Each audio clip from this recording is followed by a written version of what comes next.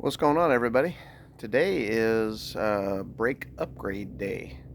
So this, as I had mentioned in previous videos, 99 3000 GTSL front wheel drive, of course. I'm doing a Gen 1 VR4 upgrade, which involves new spindle. We've got new wheel bearings, caliper and whatnot. So kind of show you a little bit what I got going on here. So the brakes rotors are a little rusty, as the car has been sitting here and they've been getting rained on. So I'm getting ready to pull off the caliper, pull off the rotor, and then the spindle, and then I'll show you guys the difference between all of the VR4, at least the Gen 1 stuff anyways, compared to what's on the SL. So let me pull this off real quick. I already got all the bolts loose.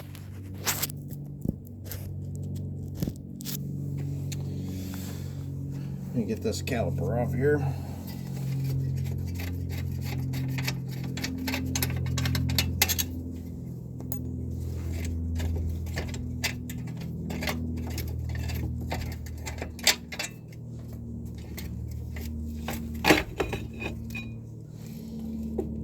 Just going to let that brake caliper hang right there. I'm not too worried about it because I'm replacing all my brake lines as well. So let me get that off.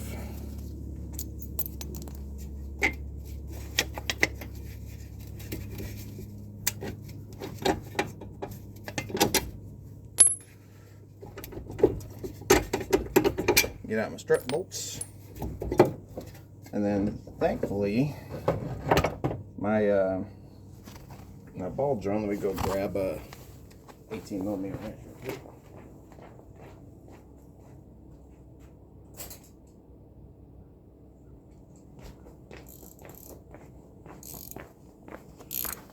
Thankfully, from last time I had this thing put together, the ball joint has come out pretty easy.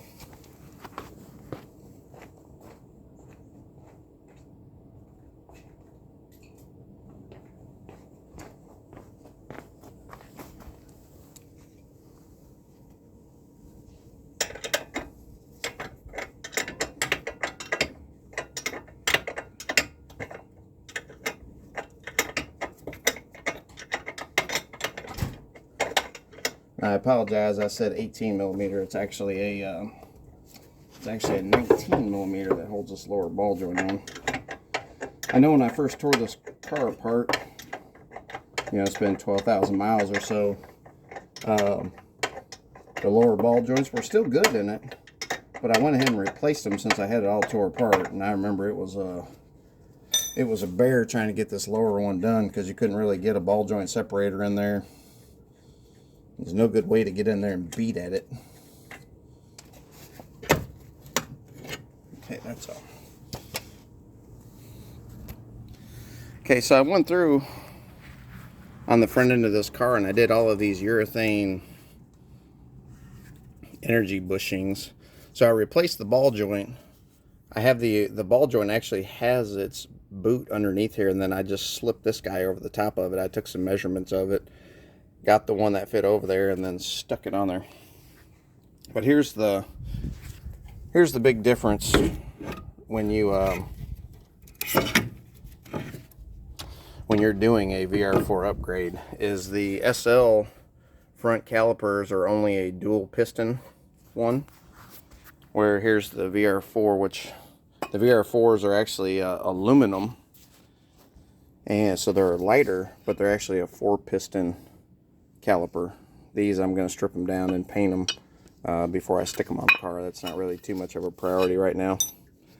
I went on and I had bought a stainless steel brake line kit that goes on this thing that was supposed to replace this hose and then replace this hose, but since I did the ABS delete, my lines are long enough coming out of the car that I don't need this kit. So I'll probably have this up for sale. I think there's like 6 or 8 hoses for this. I know there's 2 on each side up front, and then I can't remember if it's 1 or 2 on the back side. But with the with the difference in caliper, here's the difference in the rotors. Probably pretty hard to see. Both of them are kind of rusty. Here, let me set the SL on top.